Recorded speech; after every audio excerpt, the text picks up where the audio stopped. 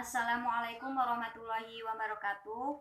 Di sini saya akan menjelaskan salah satu strategi pembelajaran.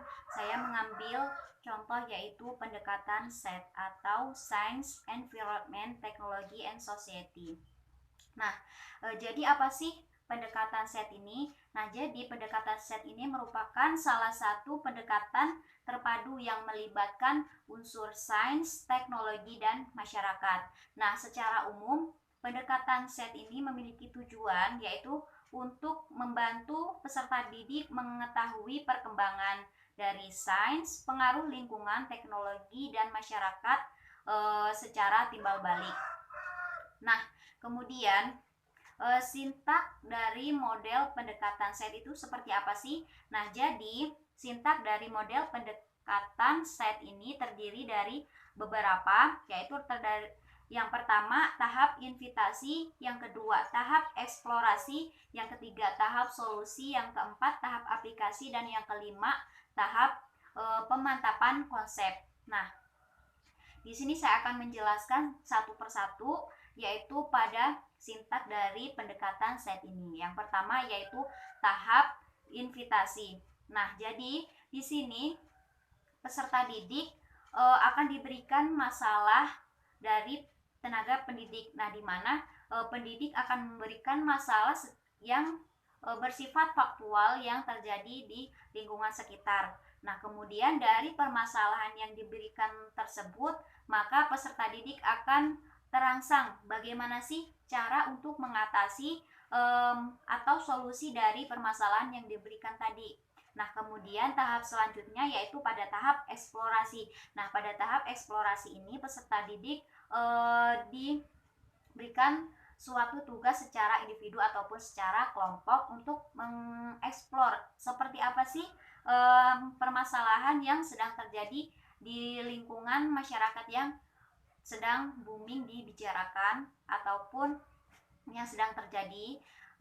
Kemudian pada tahap selanjutnya yaitu tahap solusi. Nah, dari permasalahan kemudian eksplorasi didapatkan suatu solusi dari permasalahan tersebut. Nah, jadi dari masalah tersebut bagaimana sih solusi untuk mengatasinya?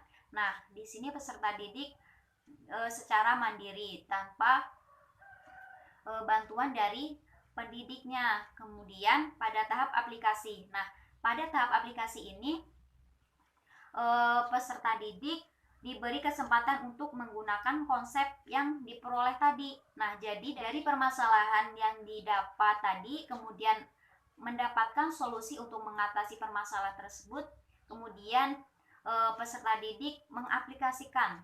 Cara pengaplikasian secara nyata itu seperti apa sih? Nah, kemudian yang terakhir ini tahap pemantapan konsep.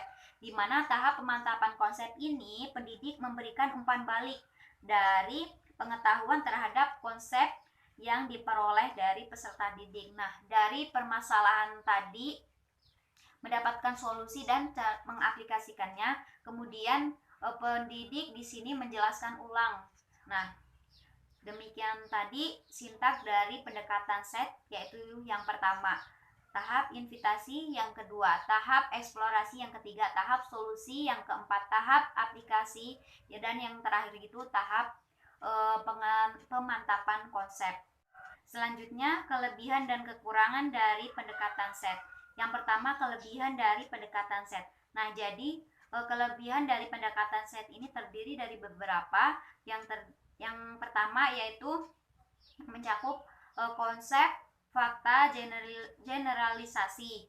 Yang kedua mencakup proses. Yang ketiga mencakup kreativitas, ilmu, dan perilaku secara individu dari peserta didik.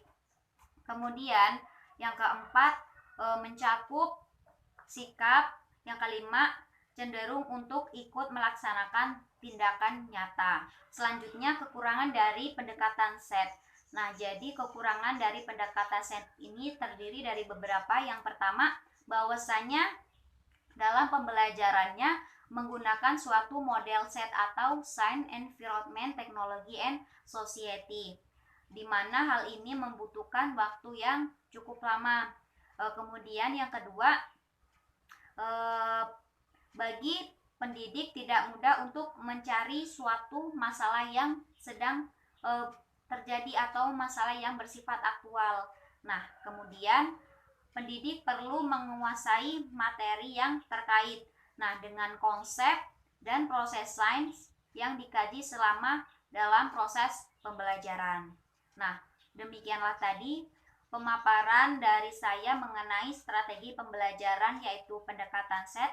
Apabila terdapat banyak kesalahan dan kekeliruan, saya mohon maaf. Saya akhiri. Wassalamualaikum warahmatullahi wabarakatuh.